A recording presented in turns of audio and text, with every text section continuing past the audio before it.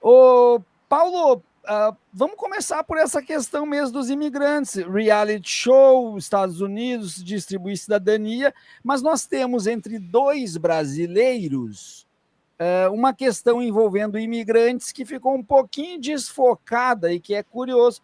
Eduardo Bolsonaro defende que imigrantes brasileiros sejam presos em El Salvador. E Silas Malafaia sai ao desespero pedindo que os pastores brasileiros que moram nos Estados Unidos defendam os imigrantes, porque eu acho que vai dar algum prejuízo nos dízimos, né? Dessa forma, porque as igrejas de brasileiros dos Estados Unidos têm imigrantes em massa. Como é que tu vê o fato do Silas Malafaia, que está agora em pauta, porque ele é objeto de podcast do ICL, né? Inclusive já tem 2 episódios muito bons, o Silas Malafaia saindo, então, contra a ideia do Eduardo Bolsonaro. E antes de tu falar, Paulo, só para nossa comunidade ficar bem informada, eu vou colocar aqui o vídeo do Eduardo, que é mais curtinho, bem curto o vídeo, vamos ver aqui. Uma vez preso nos Estados Unidos, identificada essa conexão com essas organizações criminosas, para que esses brasileiros bandidos cumpram suas penas nos presídios de El Salvador. Uma vez preso... Aí o Eduardo Bolsonaro. Paulo, a palavra é tua, meu caro. Boa tarde, pessoal. Sempre uma honra estar aqui. Obrigado mais uma vez. Sou muito fã do canal, vocês sabem. Acho que eu tô com minha luz um pouquinho ruim, depois eu vou dar uma ajustada.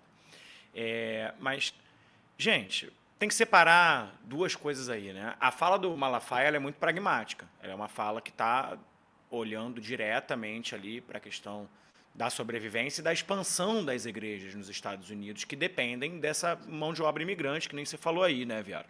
A fala do Eduardo Bolsonaro, ela é uma fala militante, ela é uma fala voltada ali para o público da direita, que compra muito esse discurso e que tem ali no Bukele essa figura de justiceiro da América do Sul, como alguém que resolveu os problemas da América do Sul. E vocês já devem ter discutido isso aqui, mas várias evidências recentes, inclusive, quem diria, do próprio Bukele tendo relação com as forças de segurança lá de El Salvador, que inclusive garantiu aí essa queda em determinados pontos na questão de segurança pública. Então, obviamente, os dois olhando para pontos distintos da conversa, cada um dialogando com seu público específico ali, com objetivos diferentes, mas estão os dois indo para o mesmo lugar no final das contas. A gente tem acompanhado com muito cuidado a questão envolvendo o nome do Malafaia. E, inclusive, a gente já teve algumas das nossas lives derrubadas, porque o Malafaia está fazendo aí um trabalho de policiamento, de mapeamento de todo mundo que cita ele, e ele depois vai lá e derruba as lives dos que falaram, tá? Mas ele é um nome que agora já começa a aparecer mais como político do que como líder religioso. Tu acreditas na possibilidade do Malafaia tornar-se cada vez mais não só um pastor político, como talvez aparecer como um player político? Isso vai depender. Essa galera é muito pragmática, Viaro. O que aparecer ali em pesquisa e nas combinações dos grupos, porque uma coisa importante a gente lembrar, o Malafaia já tem vários candidatos que ele elege, tá? Muitos, muitos mesmo. Tem todo um grupo político sendo eleito desde vereador até deputado estadual, até deputado federal. Então, para o Malafaia vir a ser essa figura, ele teria que fazer essa composição ali dentro do grupo político organizado ali pela igreja, pelo campo dele dentro da igreja, para saber exatamente se ele vem ou não. Eu não duvido de forma alguma que ele venha, mas hoje ele tem um grande papel de organizador, né? Como se ele fosse ali um dirigente desses candidatos da igreja. Então o papel dele hoje está mais nesse lugar. Duvidar que ele venha de forma alguma, até porque é um grupo que já tem objetivos políticos e quadros políticos desenvolvidos há muitos anos. Assim, lá no Rio é isso, tem de vereador a deputado federal. Então, não seria nenhuma surpresa, Viaro, ver o Malafaia aí participando mais diretamente da vida pública. Mas, repito, ele já faz muito isso, ele já elege muita gente. Acho que o que vai precisar ser medido ali pelo grupo político dele é um sentido de eu preciso me expor nesse lugar, preciso tomar controle deste lugar, ou os quadros que a gente tem já tem a narrativa, o alinhamento, a fidelidade, já respondem e atuam conforme eu quero. Mas ele é, sem nenhuma dúvida, o grande líder aí desse campo. O fato dele ter se colocado indiretamente, não tão indiretamente assim porque ele cita, mas ter se colocado crítico ao presidente Donald Trump por causa da política de imigração, isso pode abalar a relação de Malafaia com parte do bolsonarismo, ou tu acha que não chega tanto? Não acredito, cara, não acredito. Inclusive, eu tenho visto uma relação do bolsonarismo com o Trump, não só do bolsonarismo, né? Vamos até além, assim, das direitas todas ali, até quem dentro da direita tem feito algum tipo de oposição a Bolsonaro, um certo afastamento cuidadoso do Trump ali. Até porque, vamos lembrar, né? O Trump tem tido resultados extremamente complicados aí nesse início de período. Teve a pior avaliação de 100 dias da história americana dos presidentes, superando o próprio recorde anterior, que também era dele. Conseguiu fazer a economia cair nesse último trimestre, as importações superando muito a exportação. Hoje, a gente viu a agência Moody's de avaliação diminuir a avaliação do governo americano. Vamos lembrar, o governo americano tem uma relação de dívida PIB de 133% do PIB, assim, é muito alto. O endividamento americano é muito alto, são trilhões de dólares. E está se diminuindo aí a paciência dos credores em relação à capacidade do governo americano em pagar. Tudo isso somado também ao processo ali das tarifas, a anexação do Canadá, da Groenlândia, todo o problema com o México, que, na verdade, hoje, a consequência mais direta é que os opositores de Trump estão ganhando eleições. Aconteceu no Canadá, aconteceu na Austrália, e a gente está vendo isso acontecer aí, na verdade, cada vez mais. Então, está tendo um afastamento muito pragmático. Inclusive, acho que dá para trazer um outro ponto aqui interessante, o Viaro, que é sobre a gente estar num lugar onde o próprio Trump tem um conjunto de medidas que estão bastante longe de uma parte da direita, ao menos, assim. Essas medidas mais protetivas, essas medidas relacionadas à maior proteção tarifária, ao fechamento ali do Estado americano, ela é uma medida que vai contra o pensamento liberal clássico, assim, que compõe uma parte da direita, né? Então, essa galera também se afasta.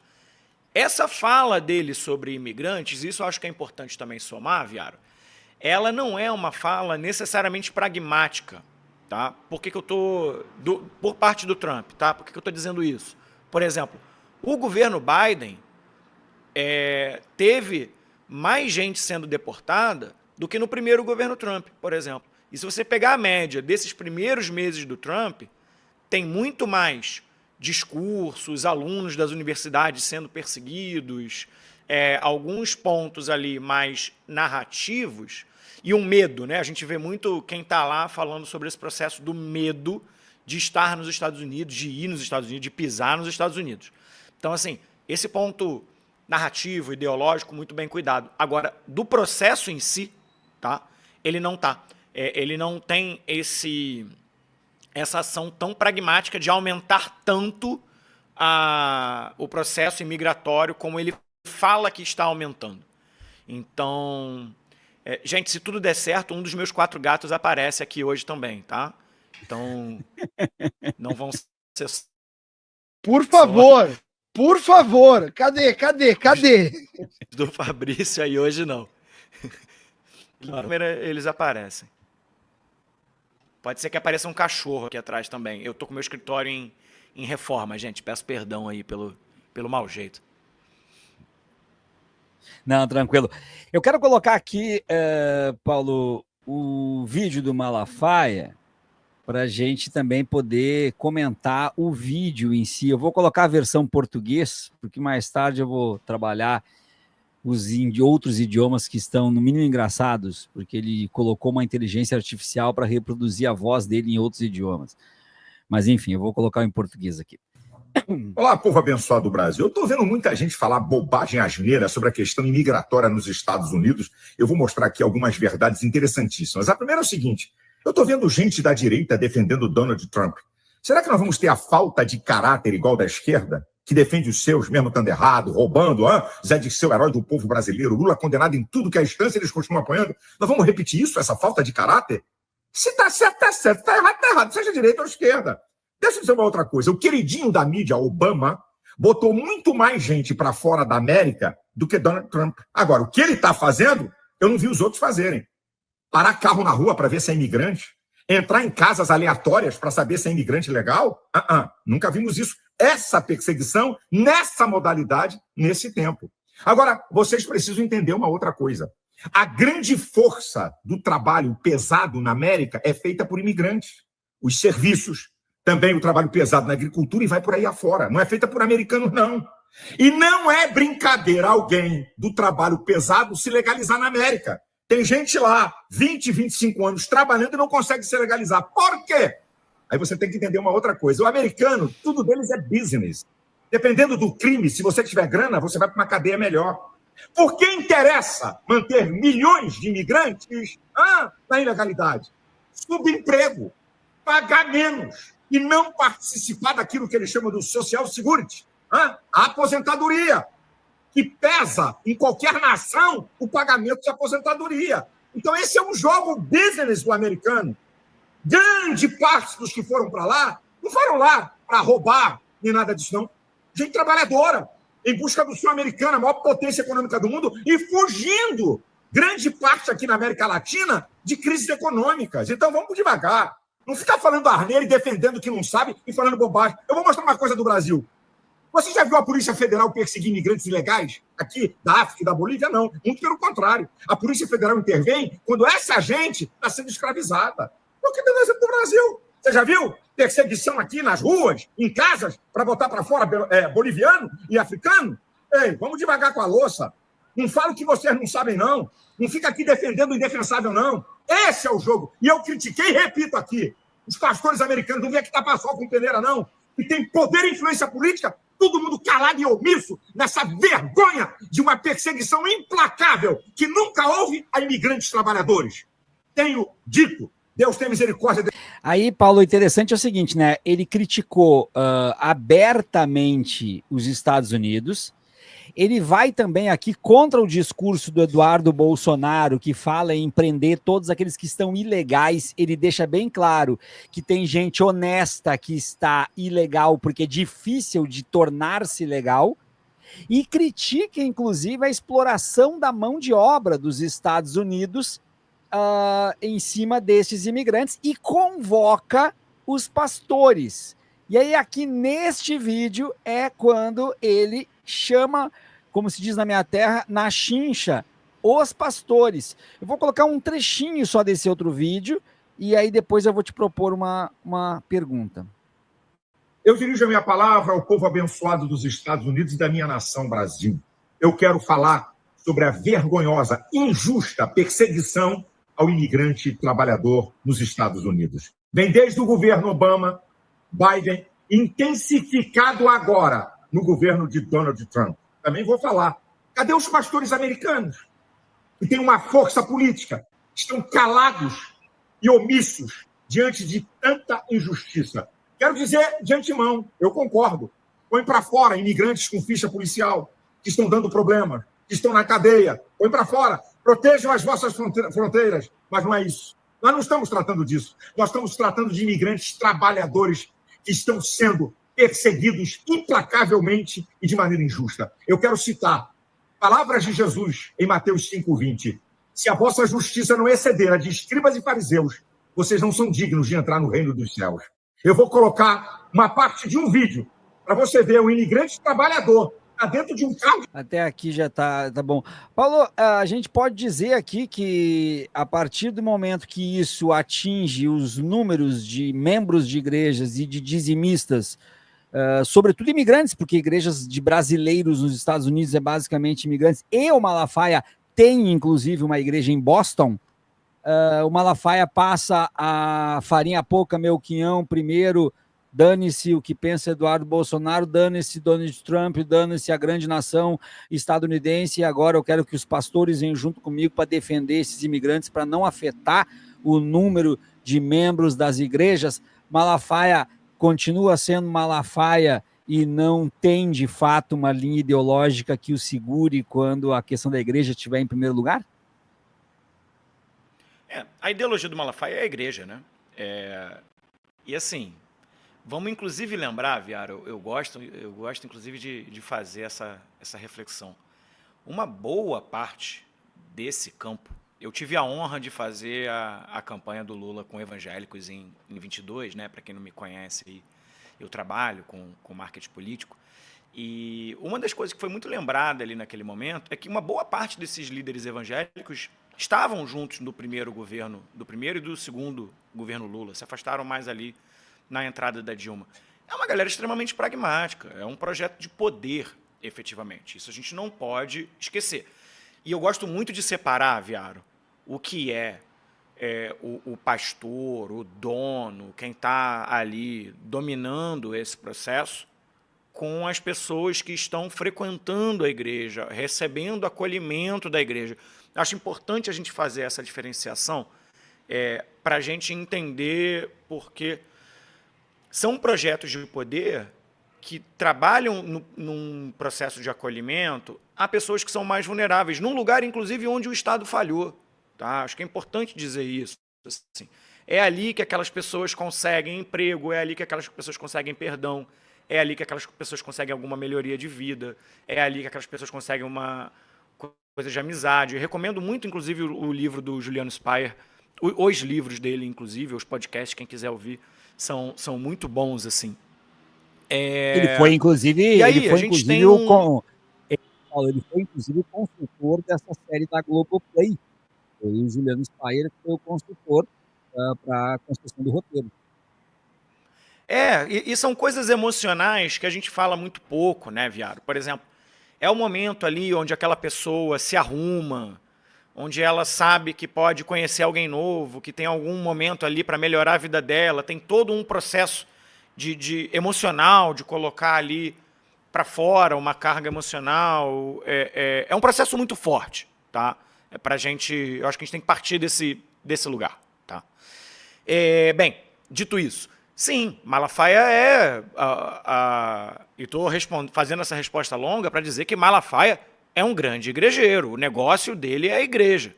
Eles se aproximaram de Bolsonaro e ajudaram a construir essa imagem Bolsonaro por uma questão de conveniência e do próprio afastamento da esquerda. Bolsonaro entendeu essa estratégia, utilizou-se dessa estratégia. Bolsonaro nunca tinha feito uma linha de aproximação com evangélicos. Essa linha é bem recente. Tá? Então, tem um ponto ali, e eu já tinha falado isso, inclusive não tinha visto esse vídeo, achei super bom, porque, na verdade, confirma muito a minha fala. Né? A fala do Malafaia é extremamente pragmática. A fala do Malafaia está preocupada ali com o processo de expansão da igreja nos Estados Unidos, que já tem uma tradição protestante nos Estados Unidos. Né? É um país extremamente cristão, então, sem nenhuma dúvida, é um país onde tem uma possibilidade de expansão ali de público para ele. E é por isso que ele está falando, e é com esse público que ele está conversando. Porque, no final das contas, o brasileiro médio, ou o próprio bolsonarista, pode até ter um certo grau de empatia com essa fala do Malafaia, mas repara, Viário, é importante a gente dizer, a fala do Malafaia e a fala do Eduardo, elas não são falas incoerentes entre si. Olha só, o Malafaia, ele fala do imigrante trabalhador, ele fala do imigrante que está tentando ali o processo, que está preso na burocracia. Ele fala da dor do cidadão comum. O Eduardo fala especificamente do criminoso, que é uma coisa que a direita tem uma extrema resistência nesse lugar desta figura. Então, não são falas incoerentes entre si, são falas que se somam, na verdade. Tá? Mas tornam-se incoerentes apenas na postura de crítica ao Donald Trump, que os bolsonaros não fazem abertamente, né? Mas repara que na fala do Malafaia, ele fala muito rápido. Mas repara que ele fala, cometeu um crime, beleza. É uma partezinha aqui da fala dele. Entende? Agora, se não cometeu, se é o cidadão de bem, se é o cristão, se é o temente a Deus, se está conosco nessa estrutura da igreja, nesse conjunto de crenças, em todo esse processo, é uma outra relação que eu tenho com esse cidadão. Entende? Claro, e não te parece que ele fala bem pouquinho sobre aquele que comete crime, porque eles também têm, muitas vezes, o criminoso como alvo através da conversão? Muito pouco, sim, concordo contigo. Mas ele tem ali um elemento narrativo dentro da fala dele, justamente para evitar essa crítica. Tá? Do tipo, mas e aí? E os bandidos, não sei o quê? Então ele vai falar, não, tá aqui, tá respondido.